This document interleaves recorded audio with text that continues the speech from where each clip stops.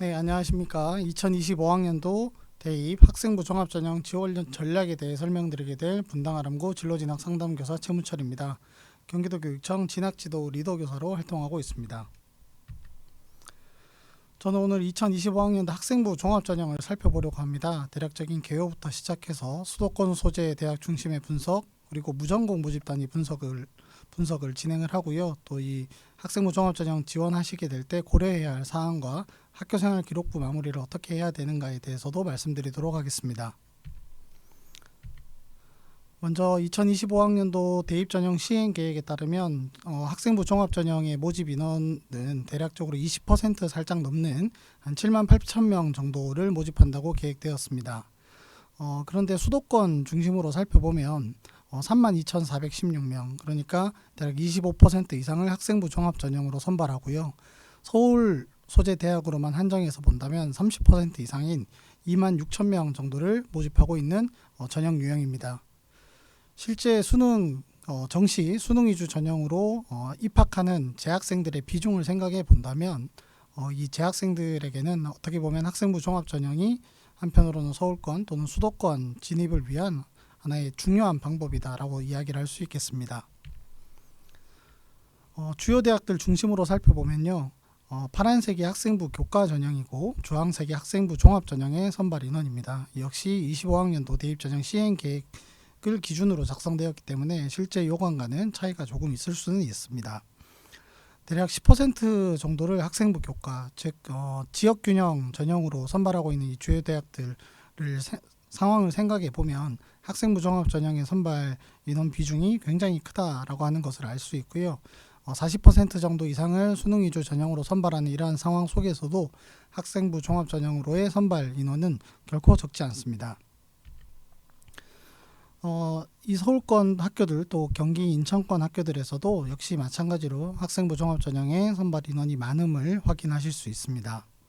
그러나 학생 인원이 모집 인원이 좀 작은 이런 규모의 학교들에서는 모집 인원 자체는 적지는 않습니다만, 그러나 그 비율상으로 보면 여전히 학생부 종합 전형이 수시의 중심이 되는 그러한 전형임을 알 수 있습니다. 경기도 소재하고 있는 수원대, 강남대, 안양대, 성결대 등 이러한 학교들에서는 학생부 종합 전형보다는 상대적으로 학생부 교과 전형의 선발 인원이 훨씬 더 많습니다.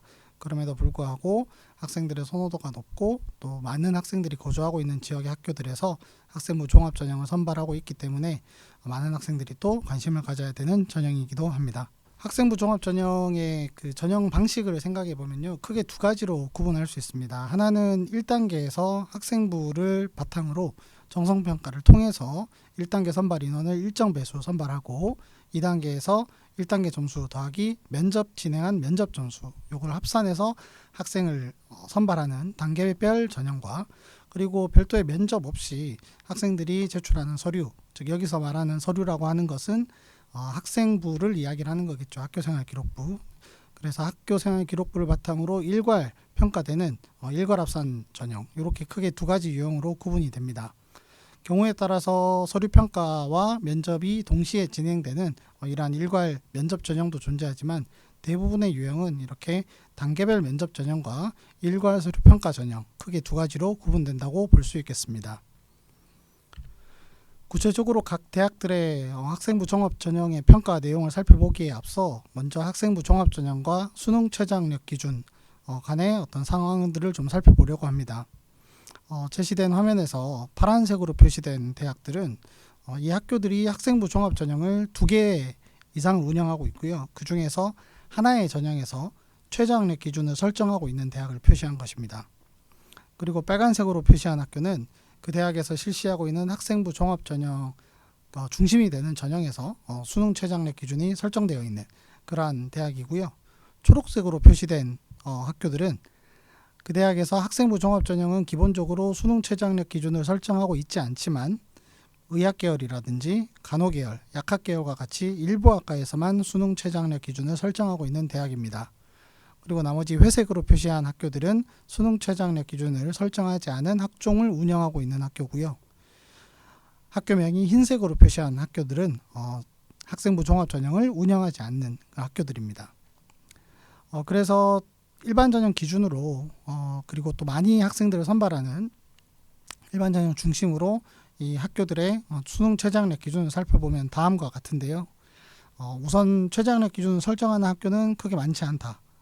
제시된 대략 한 8개 대학 7개 정도 되는 대학에서 수능 최저학력 기준을 설정하고 있다는 점 확인하실 수 있고, 또 하나 수능 최저학력 기준의 수준이 상대적으로 좀 높은 편이다 라고 이야기를 할 수 있겠습니다.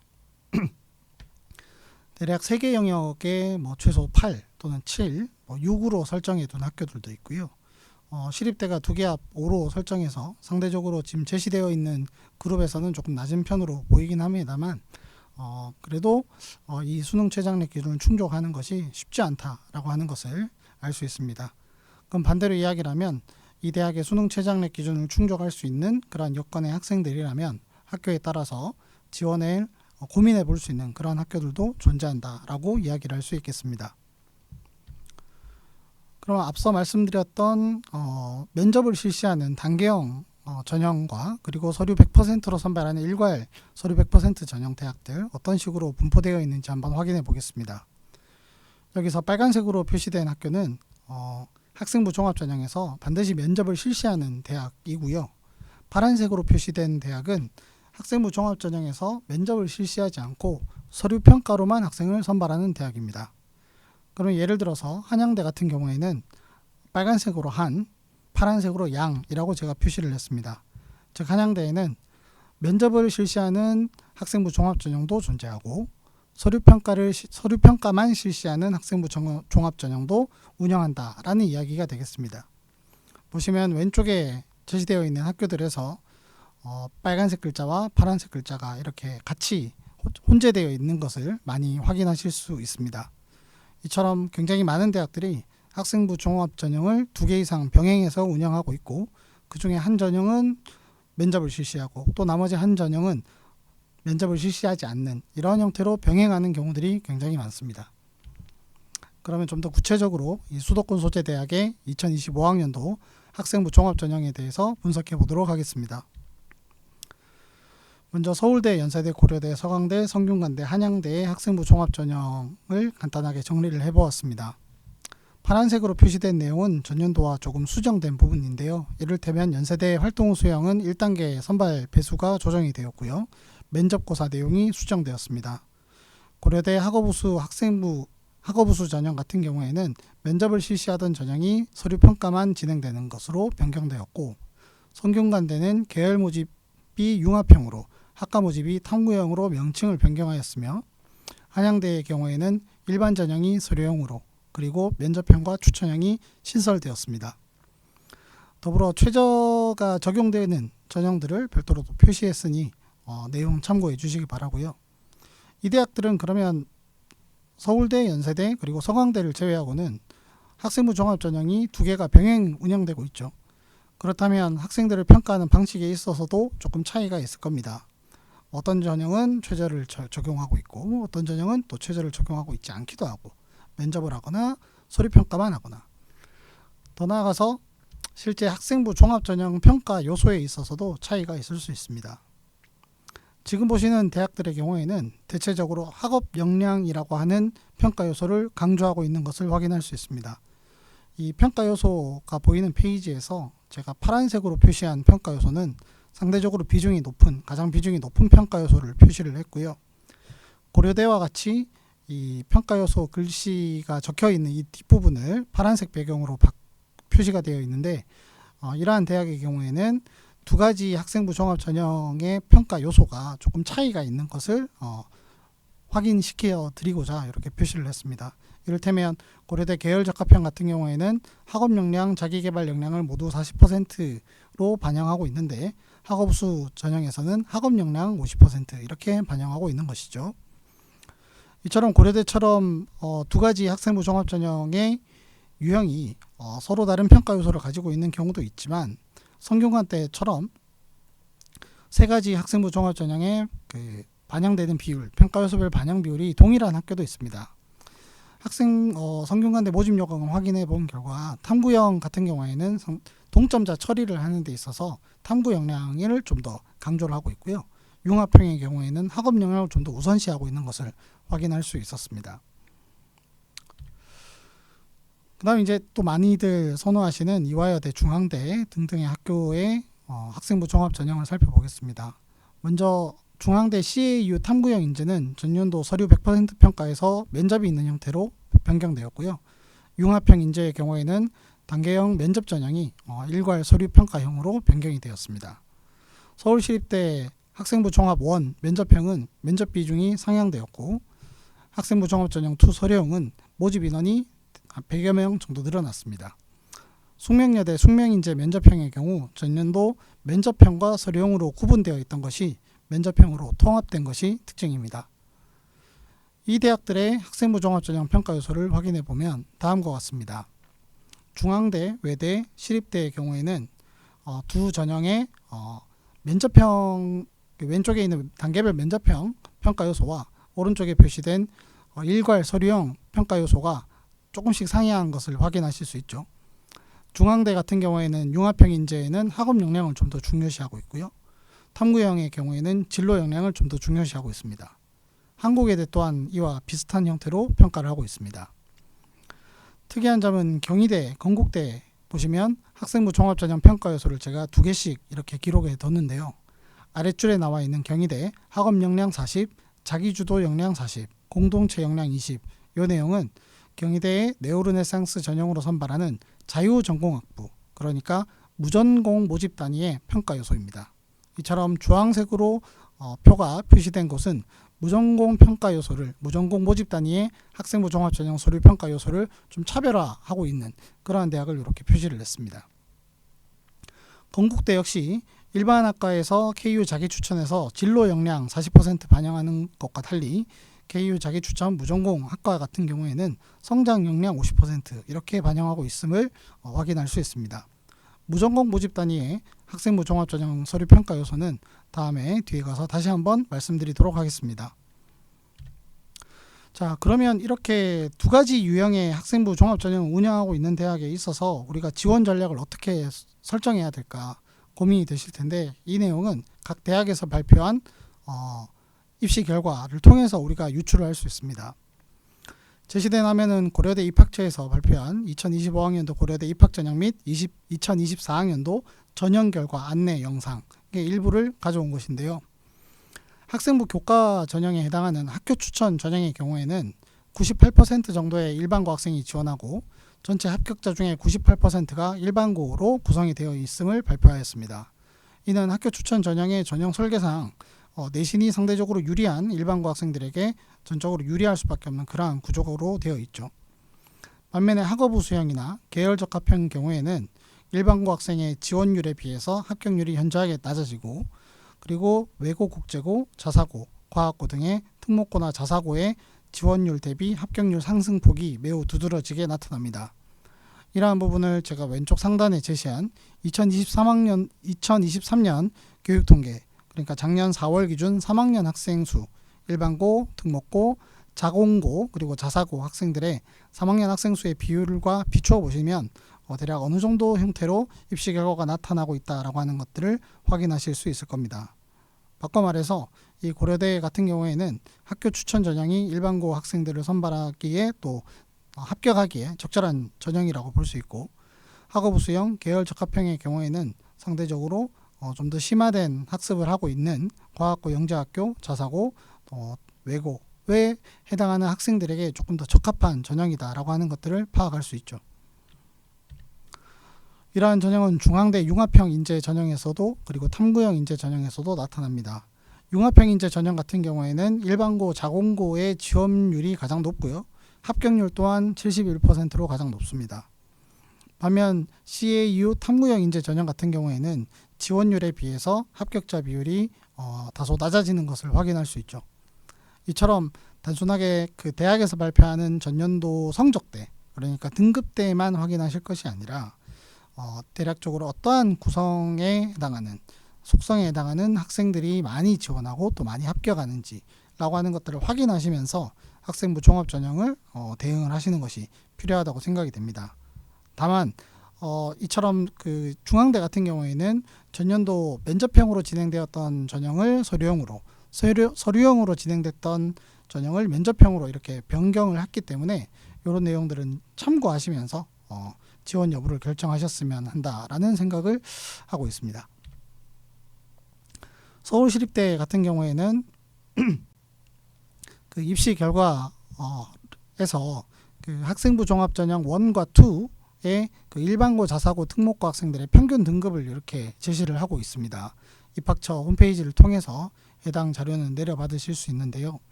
전체적으로 평균을 좀 내보니까 그냥 단순하게 입시 결과의 평균을 다시 평균 낸 값을 다시 평균해 보니까 일반고 학생들은 2.44, 자사고 학생들 합격자는 4.08, 특목고 학생들은 4.82 이렇게 결과가 나왔습니다. 이것을 자사고나 또는 특목고 학생이 등급이 낮은데도 뽑아준다 이렇게 해석하시면 안 된다 그렇게 말씀드릴 수 있습니다. 그러니까 일반고 2.4 학생과 자사고 4.0, 특목고 4.8 학생이 비슷한 학업 역량을 갖추고 있다라고 해석하시는 것이 오히려 바람직한 해석일 겁니다. 그러니까 앞서 보셨던 고려대나 중앙대 같은 경우에도 상대적으로 자사고, 특목고 합격률이 또 지원율 대비 합격률이 높아지는 그러한 전형 같은 경우에도 그 학생들의 교육과정 성격에 맞는 그러한 전형이기 때문에 해당 대학의 학생부 종합전형의 평가 요소와 전형의 성격 같은 것들을 좀 유추를 하시고 파악을 하시고 접근을 하시는 것이 바람직합니다. 특히 고려대 같은 경우에는 수능 최저학력 기준 그리고 서울시립대도 마찬가지죠. 이런 것들이 설정되어 있기 때문에 단순히 내신 성적만으로 어떤 학교가 유리하다, 불리하다, 어떤 학교를 선호한다 라고 하는 것들은 무의미한 이야기다 라고 이야기를 할 수 있을 것 같습니다. 다음 서울권에 있는 학교들 또 경기 인천에 소재한 학교들의 수독 학생부 종합전형 살펴보도록 하겠습니다. 보시면 숭실대, 서울과기대, 상명대, 인하대, 아주대를 제외하고는 광운대, 명지대 그리고 세종대, 국민대는 단계별 면접형과 일괄 서류형을 병행해서 운영하고 있습니다. 숭실대는 면접 비중을 좀 높였고요. 세종대는 1단계 선발 배수를 조금 늘렸습니다. 이 대학들의 학생부 종합전형 서류평가 요소를 확인해 보면 두 가지 유형을 병행하고 있는 대학의 경우에는 상대적으로 면접형에는 좀 더 진로 역량을 중심으로 평가하고 있고 서류형은 조금 더 학업 역량 중심으로 평가하고 있다라고 하는 것들을 확인하실 수 있습니다. 그럼에도 불구하고 광운대, 명지대 같은 경우 면접형에 비해서 참비인재2나 명지인재 서류가 학업 역량 비중은 높아졌지만 여전히 진로 역량을 가장 중요하게 생각을 하고 있고요. 그 다음에 아주대, 아주 에이스와 첨단융합인재 같은 경우에 보시면 첨단융합인재가 학과별로 이 소프트웨어와 관련된 학과에서 선발하고 있거든요. 그러다 보니까 진로 역량을 좀 더 강조하고 있는 모습을 볼 수 있습니다. 즉 앞서 그 첫 화면에서 보셨던 대학들 이외에는 대부분의 학교들이 여전히 진로 역량이라고 하는 것들을 아주 강조하고 있다는 것을 확인하실 수 있죠. 이 얘기는 바꿔 얘기하면 최근 들어서 저희가 학교생활 기록부를 선생님들이 기재하실 때 교과 성취 기준 중심으로 학업 역량 중심으로 작성하는 방향이라고 하는 것들이 한동안 좀 이야기가 나온 적들이 있었습니다. 지금도 그런 메시지들은 많이 제시가 되고 있죠. 근데 그러한 것들이 반드시 모든 대학에만 적용되는 것은 아니다. 그리고 또 학생의 세부 능력 및 특기 사항에 모든 내용들이 진로와 관련된 내용으로 온전히 흔히 이야기하는 도배되어야 되느냐 그런 것 또한 아니다. 왜냐하면 대학들도 여전히 학업 역량을 중요하게 생각하는 대학들도 존재하고 또 학생부 종합전형 운영에 있어서 두 가지 전형들 중에 한 전형들은 학업 역량을 조금 더 중요하게 다루고 있는 부분들이 존재하기 때문에 반드시 어떠한 형태의 작성 방법이 바람직하다라고 이야기하기는 힘들다는 거죠. 또 하나 그 앞서 보셨던 중앙대 그리고 고려대, 서울시립대 사례와는 달리 지금 보셨던 그룹의 대학들은 입시 결과에 있어서 큰 차이를 보여주고 있지 않습니다. 바꿔 얘기하면 예를 들어 제가 세종대 사례를 가지고 왔는데요. 세종대 인문계열 창의인재 면접형 경쟁률이 18대 1이었고 18.8대 1이었고 최종 등록자 환산 등급 70% 컷을 평균해 보니까 대략 2.79 정도 됩니다. 반면에 창의인재 서류형은 경쟁률이 11.83대 1로 면접형 경쟁률에 비해서 상대적으로 낮습니다. 근데 그에 그에 맞춰서 모집 인원도 조금 적은 것을 확인하실 수 있죠. 그리고 최종 등록자 환산 등급 보시면 70% 컷 평균이 2.45 정도로 창의인재 면접형에 합격한 학생들에 비해서 상대적으로 성적대가 조금 높은 것으로 확인됩니다. 이 요인은 창의인재 서류형을 지원한 학생들의 성적대가 조금 더 우수해서일 수도 있고요. 그러나 이 모집 인원에서 보시는 것처럼 모집 인원이 적기 때문에 그만큼 충원이 상대적으로 비율이 좀 적게 돼서 그렇기 때문에 성적대가 합격 컷이 조금 더 올라간 것으로 확인할 수도 있습니다. 자연계열에서도 역시 마찬가지인데요. 창의인재 전형의 면접형 평균은 12.25 대 1, 그리고 자연계열 합격자 70% 컷의 평균은 2.78이었고요. 창의인재 서류형의 경쟁률 평균은 10.46, 그리고 70% 컷 평균은 2.65입니다. 그러니까 저는 이 두 결과들을 놓고 볼 때 과연 이 창의인재 면접형을 지원하는 학생들과 창의인재 서류형을 지원하는 학생들의 성격이 다를 것이냐, 저는 비슷한 그룹에 있는 친구들이 경우에 따라서 면접형을, 또 경우에 따라서는 서류형을 지원하는 것이 아닐까라고도 생각할 수 있을 것 같습니다. 먼저 기본적으로는 면접형과 서류형의 평가 요소가 다르고 평가 요소 비율이 다르기 때문에 해당 비율에 맞춰서 고려를 하시는 것도 필요하지만, 뒤에서도 말씀드리겠지만 지원 전략 측면에서 면접형과 서류형을 고민하는 것도 또한 필요하다고 말씀드리고 싶습니다. 지금 보시는 대학에서는 가천대가 가천바람 갭이 1단계의 비율을 조정했고요. 한양대 에리카 캠퍼스가 면접형을 자유전공 모집단위에서 신설을 했습니다. 그리고 첨단융합인재가 명칭을, 소프트웨어 인재가 첨단융합인재로 명칭을 변경했고요. 가톨릭대 같은 경우에는 잠재능력 우수자 면접 전형과 잠재능력 우수자 서류 전형을 잠재능력 우수자 전형, 일괄 서류 평가하는 전형으로 통합을 했고, 성신여대의 경우에는 일괄 서류형으로 평가하던 학교생활 우수자 전형을 면접형으로 변경했습니다. 특히 이 그룹에 있는 학교들은 우리 2등급, 3등급, 4등급 학교에서 성실하게 생활하는 친구들이 또 많이 지원하는 그러한 전형들이기 때문에 전형의 설정에 변경된 부분들을 꼭 확인하시면서 전년도 결과와 비추어 보셔야 될 것으로 생각합니다. 역시 평가 요소를 확인해 보면요, 단국대 평가 요소가 조금 상이한 것으로 나오고 있고요. 한양대 에리카는 면접형은 무전공 모집단위 선발 방식이기 때문에 별도의 평가 요소를 적용하고 있습니다.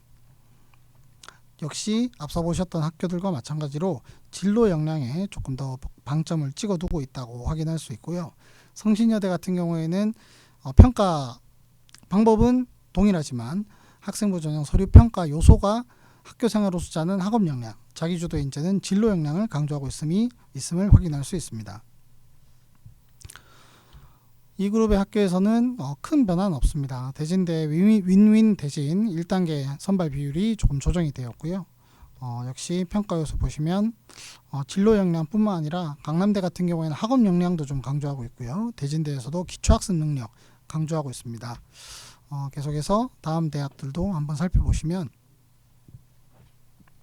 한국공학대학이 융합인재 전형을 새롭게 신설을 했고요. 평가 요소는 다음과 같이 형성되어 마련해 두고 있습니다. 자, 그러면 학생부 종합전형 무전공 모집 단위를 좀 살펴보려고 합니다. 무전공은 크게 유형 1과 유형 2로 구분되어 있습니다. 여기서 유형 1에 해당하는 모집 단위들은 자유전공 학부 또는 자유전공 계열 등등 각 대학마다 좀 명칭이 다양한데요. 그 모집 단위에 들어간 후에 추후에 그 별도의 특별법에 의해서 모집 인원이 정해져 있는 곳들이 있습니다. 예를 들어서 의대라든지 간호대라든지 보건계열 학과들 또는 사범대학과 같이 이렇게 별도로 선발 인원이 확정되어 있는 그런 학과가 아닌 모든 과에, 그런 과를 제외한 모든 과에 2학년 때 가서 변경될 수 있는, 소속이 변경될 수 있는 그런 모집 단위를 우리 유형 1이라고 보통 부르고요. 물론 서울대처럼 자유전공학부로 끝까지 쭉 가는 그런 학교들도 존재합니다. 그 다음 유형 2는 자율전공학부이긴 한데 갈 수 있는 학과가 좀 정해져 있는 거예요. 예를 들어서 자유전공학부 인문에 들어갔으면 인문계열 학과만 선택할 수 있다거나, 자유전공학부 자연에 들어갔으면 자연계열 학과만 선택할 수 있는 그런 형태들이 유형 2에 해당합니다. 왼쪽에서는 학생부 종합 전형으로 선발하는 인원을 유형 1, 2 인문, 유형 2 자연, 유형 2 예체능으로 구분해서 정리를 해봤고요. 오른쪽에서는 유형 1과 유형 2가 각각 어떠한 전형으로 어떠한 학과에서 선발하는지를 최대한 정리를 해보려고 했습니다. 여기서 서울대, 고려대, 이화여대, 외대 같은 경우에는 유형 1에 제가 빨간색으로 숫자 표시를 했는데 이 학교들은 무전공이니까, 그러니까 인문 계열 쪽으로 공부를 해온 학생들과 자연 계열 쪽으로 공부를 해온 학생이 동시에 지원할 수 있는데 이 두 학생들을 똑같은 평가 요소로 선발하는 그러한 학교들이고요. 가운데 오른쪽 표에서 유형 1에 보시면 서강대, 한양대, 홍익대 같은 경우에는 제가 파란색으로 글씨를 표시했습니다. 이 학교들은 유형 1이긴 한데 선발을 할 때는 인문계열과 자연계열을 구분해서 선발하는 겁니다. 예를 들어서 한양대 같은 경우에는 한양인터칼리지 인문으로 20명을, 한양인터칼리지 자연으로 75명을 선발을 하고, 그리고 대신에 이 학생들은 모든 과를 선택할 수 있는, 그러니까 인문으로 들어온 애들은 꼭 인문으로 간다, 이게 아닌 그런 형태의 모집 단위들입니다.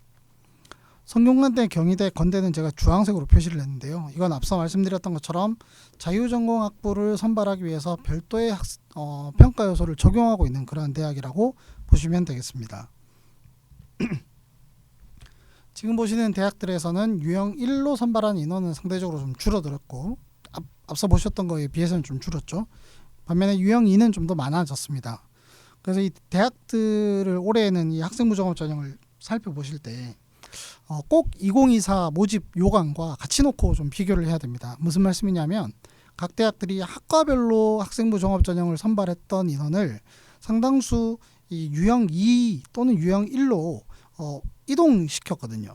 그러니까 대학의 정원은 그대로인 상태에서 결국은 무전공을 선발해야 되는 상황이 되다 보니까 이렇게 경우에 따라서 일반 학과 모집 인원이 거의 절반으로 반틈 줄어든 그러한 대학들도 존재를 합니다. 그래서 모집 인원의 변화라고 하는 부분들을 꼭 신경 쓰면서 우리가 지원 여부를 결정해야 된다, 이렇게 좀 말씀드릴 수 있을 것 같습니다.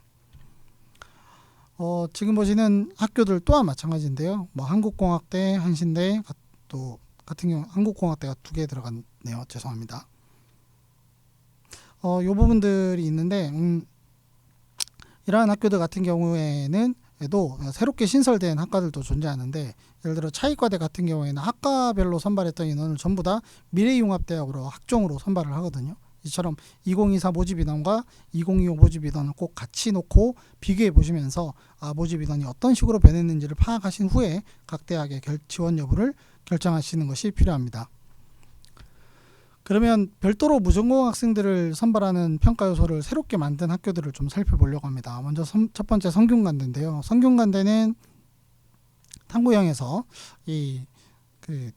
무전공 학생들을 선발하는데 상대적으로 융합형이 학업 수월성과 학업 충실성을 우선시한다고 제가 아까 말씀드렸는데, 왼쪽 상단에 보시는 것처럼 학업 역량과 탐구 역량, 잠재 역량의 비중인 40대 40대 20, 이것은 모든 전형에 동일하게 적용됩니다. 다만 왼쪽 하단 보시는 것처럼 서류 평가 동점자를 처리하는 데 있어서 융합형은 학업 수월성, 학업 충실성을 좀 더 강조하고, 탐구형은 탐구 확장성과 탐구 주도성을 좀 더 강조합니다. 오른쪽 상단에 학업 역량과 탐구 역량의 그 예시를 그 대학의 모집 요강을 통해서 정리를 해드렸으니까 이러한 내용 한번 참고해 주셨으면 좋겠고요. 건국대 같은 경우에가 일반 학과 모집과 KU 자유전공학부의 평가가 좀 상이한 형태인데요. 학과별 모집은 학업 역량 30, 진로 역량 40, 공동체 역량 30이고요. 진로 역량에는 교과이수 노력, 전공 관련 교과 성취도, 진로 탐색 활동과 경험으로 설정하고 있습니다. 반면 KU 자유전공학부의 경우에는 학업 역량이 학과 모집에 비해서 10% 줄어든 200점, 그 다음 공동체 역량은 300점 그대로고요. 성장 역량이 500점으로 가장 많습니다. 그리고 성장 역량으로 정의된 내용은 자기주도성, 창의적 문제 해결력, 경험의 다양성으로 정의되고 있는데, 이 건대에서 제시한 이 모집 요강 내용들을 살펴보면 우리가 무전공이라고 하는 것을 단순하게 현재 진로가 설정되어 있지 않은 아이들, 아직 뭔가 고등학교에서 진로가 명확치 않은 아이들이 선택하는 학과라기보다는 굉장히 적극적으로 학교 생활을 하면서 또 다양한 분야에 관심이 많고, 그러한 다양한 분야에 대한 관심을 자기주도적으로 실천하고 탐구하는 그러한 뭔가 진취적인 학생들, 이런 학생들에게 맞는 모집단이다라고 좀 생각이 듭니다. 따라서 이처럼 한양대 그리고 건대 그리고 또 뒤에 보실 경희대와 같이 별도로 그 무전공 모집 단위에 대한 평가 요소가 별도로 설정된 그러한 대학들의 경우에는 정말 좀 주의가 필요하다는 생각이 들고요. 그리고 별도의 어떤 평가 요소가 설정되지 않은 나머지 대학들 또한 결국은 동일하게 진로 역량이라고 하는 것들이 동일하게 평가가 됩니다. 따라서 자신의 진로 분야와 해당 학교의 모집 단위와 연결이 되는지, 또 그 모집 단위와 관련된 그 진로 분야와 관련된 탐구 활동이나 진로 탐색 활동이나 경험, 또 교과 성취 이런 것들이 제대로 이루어지고 있는지를 꼭 확인하시면서 지원하셔야 되지, 그냥 단순하게 나는 대학 가서 학과를 선택하고 싶은데 학생부 종합 전형으로 조금 상향 지원하고 싶어, 이렇게 지원하셨을 경우에는 오히려 좋지 못한 결과를 가져올 가능성이 크지 않을까라는 생각이 듭니다. 한양대 에리카 같은 경우에도 역시 좀 차이를 두고 있습니다. 서류형 평가 요소는 학업 역량 50, 진로 30, 공동체 역량 20으로 설정하고 있는데, 면접형은 이 면접형이 라이언스 자유전공학부 인원이거든요. 그 지원하는 전형이거든요. 그래서 학업 역량이 70%, 공동체 역량이 30%로 진로 역량 평가가 아예 제외되었습니다. 즉 학교 생활 기록부 주요 참조 영역에도 보시면 창의적 체험 활동 부분의 진로 관련 활동들이 조금 부족한 친구들이라면 면접형 지원에 적절하다고 볼 수 있겠죠. 대신에 그만큼 교과학습 발달 상황이나 세부 능력 및 특기사항 측면에서 강점을 보여야만 면접형에서의 합격 확률이 그만큼 높아질 수 있을 것이다. 이렇게 이야기를 드릴 수 있을 것 같습니다. 그러면 학생부 종합전형 지원 시 고려해야 할 사항들 빠르게 짚어보겠습니다. 먼저 첫 번째, 전형 방법의 변화는 매년 우리가 대학을 지원을 할 때 꼭 체크를 하셔야 되는 부분이죠. 면접이 신설되었는지 또는 폐지되었는지, 수능 최저학력 기준에 변경은 없는지, 서류 평가 요소는 달라지지 않았는지 같은 부분들을 확인하셔야 됩니다. 올해는 특히 모집 인원에 대한 변화를 꼭 확인하셔야 하는데요. 앞서 말씀드린 것과 같이 무전공 모집 단위가 형성되다 보니까 이 무전공은 새로 생겼지만 그만큼 기존에 학과별로 모집했던 인원들이 줄어든 대학들이 굉장히 많습니다. 물론 이 줄어든 인원이 대개는 학생부 교과 전형인 경우들이 많거든요. 그러니까 학생부 교과 전형으로 선발하던 인원을 줄이고 그 인원을 무전공 학종으로 뽑는다든지 무전공 교과로 뽑는다든지 이런 식의 전형 설계들이 많지만, 그럼에도 불구하고 학생부 종합전형 지원 시에도 꼭 확인하시는 것들이 필요하다, 이렇게 말씀드릴 수 있겠습니다. 두 번째, 학생부 종합전형의 핵심이죠. 작년에도 이 교과 이수라고 하는 부분이 굉장히 큰 변수로 작용한 것으로 이야기들이 나오고 있습니다. 즉 계열에 맞는 과목을 내가 선택했는지 라고 하는 것들을 꼭 확인하시는 것들이 필요합니다. 그렇지만 한편으로는 이 계열에 맞는 과목 선택, 그러니까 각 대학들이 발표하는 모집 단위의 핵심 이수 과목이나 권장 이수 과목 같은 것들을 제시를 하고 있는 대학들이 많은데, 이것들은 한편으로는 지원자들의 성적 수준에 따라서 조금 달리 판단되어야 되지 않나라는 생각이 듭니다. 그러니까 상대적으로 선호도가 많은 그러한 대학의 경우에는 이러한 연대, 고대, 성대, 중대, 경희대가 발표한 가장 유명한 권장 과목 리스트들이죠. 왼쪽에 보시는 이 대학의 전공을 학습하는 데 있어서 상단에 있는 수학과 과학 과목들을 어떤 것들을 꼭 듣고 와야 되는지, 또 어떤 것들을 이수를 권장하고 있는지를 제시해 둔 그 파일을, 홍보물을 이렇게 정리한 거라고 보시면 되겠는데, 지금 보시는 학교들을 지원하는 데 있어서는 여기에서 핵심으로 표시된 또는 권장으로 표시된 그러한 과목들이 꼭 이수되어야 될 겁니다. 그러나 상대적으로 지원자들의 학업 성취도가 조금 낮아지는 그러한 학교들에서는 이러한 부분이 조금은 여유가 생길 수도 있습니다. 대신에 만약에 내가 약간 중위권 대학에 기계공학과를 지원하고자 하는데 화투를 이수를 하지 않았다. 그럼 어떻게 해야 되나? 또는 확통을 이수하지 않았거나 화학2를 이수하지 않았다. 그럼 어떻게 해야 되나? 지원을 하지 못하느냐? 그렇다기보다는 상대적으로 마이너스 요인이 좀 생긴다 라고 생각을 하셔야 되고, 그런 마이너스 요인을 극복할 수 있는 다른 어떤 영역들이 존재한다면 지원 가능하다고 볼 수 있겠죠. 그러나 상대적으로 1, 2등급 대학생들이 지원이 많이 이루어지는 그러한 대학이라면 각 대학에서 이 대학 말고도 굉장히 많은 대학들이 교과 권장 리스트들이나 또는 많이 이수한 과목들, 합격자들이 많이 이수한 과목들을 정리를 하고 있으니까 그 내용들을 꼭 확인하셨으면 좋겠습니다. 또 하나 우리가 성적에 대한 생각들을 조금 다시 할 필요가 있습니다. 서울대 학생부 종합전형 안내 자료에서는 학생들의 교과 성적을 평가를 할 때 수강자 수, 원점수, 평균, 표준 편차, 학년별 성적 변화, 선택 과목 특성 등 다양한 정보를 확인한다는 겁니다. 다시 말해서 등급이 다가 아니라 등급 이외에 설사 등급이 좀 부족하더라도 수강자가 적은 과목이라면 원점수가 높으면 이러면 좀 더 좋은 평가를 받을 수 있다는 이야기인 거죠. 이 얘기는 바꿔 얘기하면 내가 설사 등급이 좋더라도 원점수가 좀 낮다면 긍정적인 평가를 못 받을 수도 있다는 이야기입니다.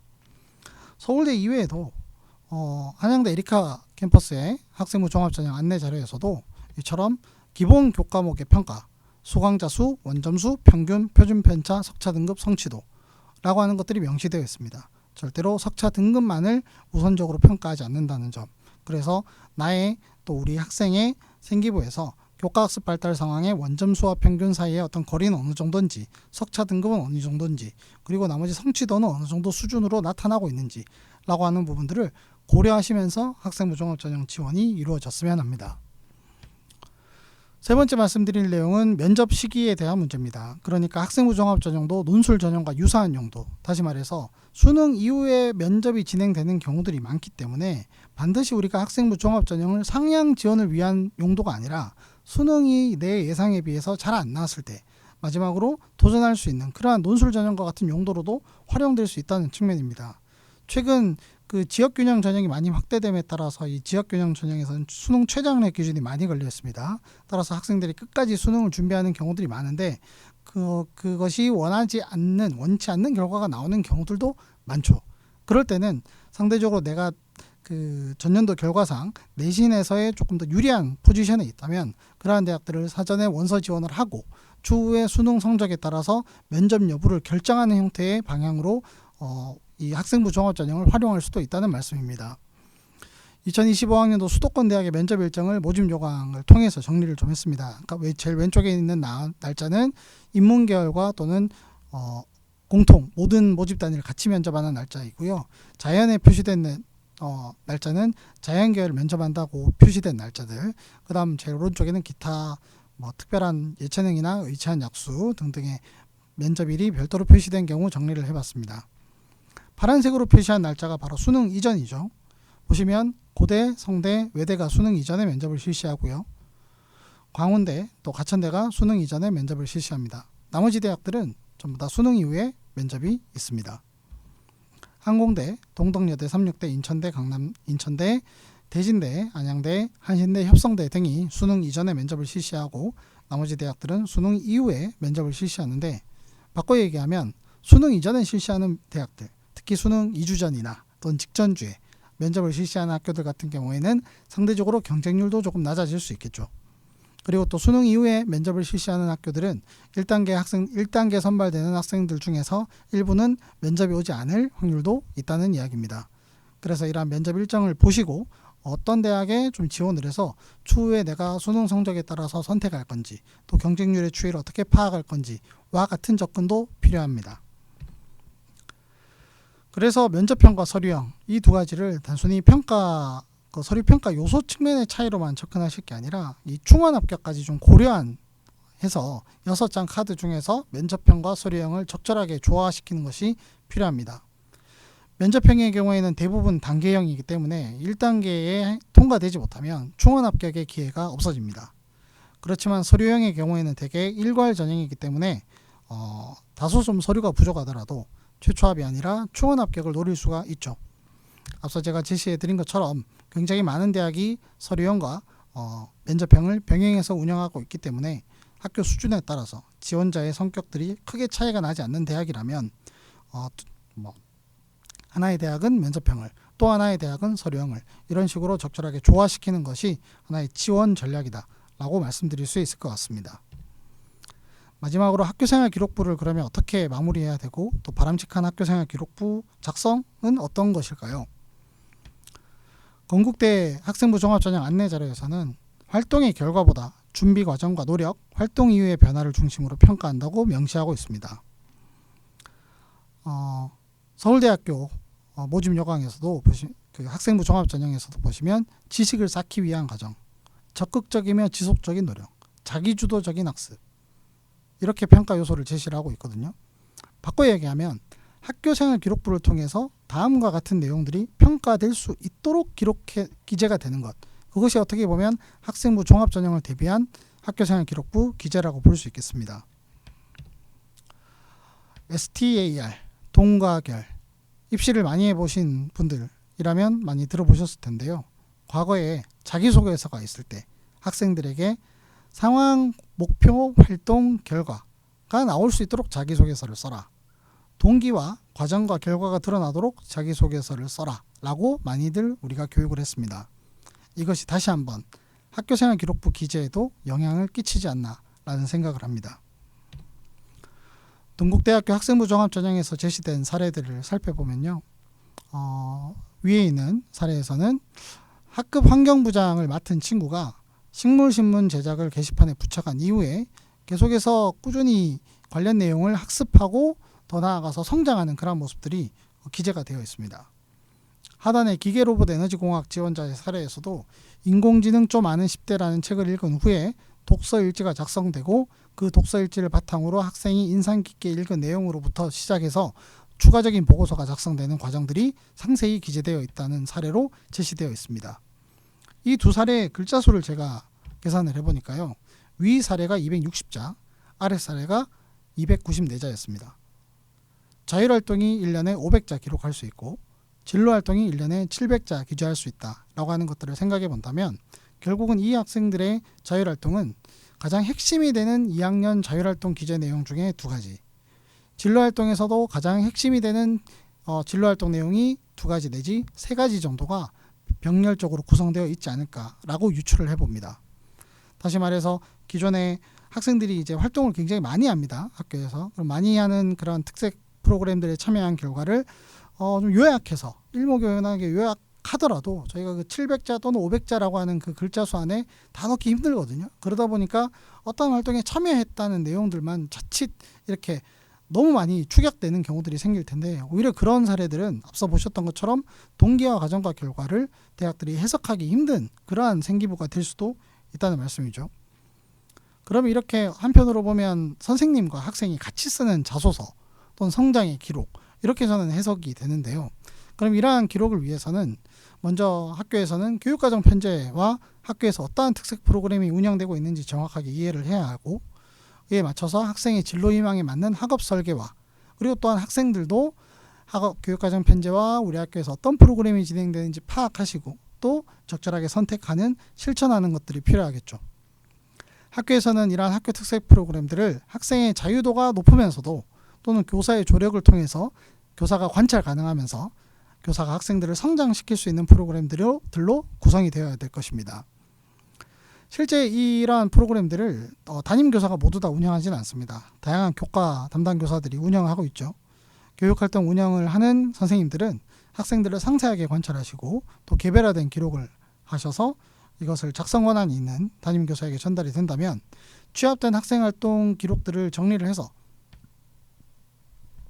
담임교사는 이 여러 가지 기록된 내용들 중에서 어떠한 부분을 살려야 우리 학생의 학업 역량, 진로 역량, 공동체 역량을 잘 보여줄 수 있는지 고민을 하시고 또 이러한 작성 과정에서 학생의 어떤 셀프 생기부 당연히 있어서는 안 되는 이야기죠.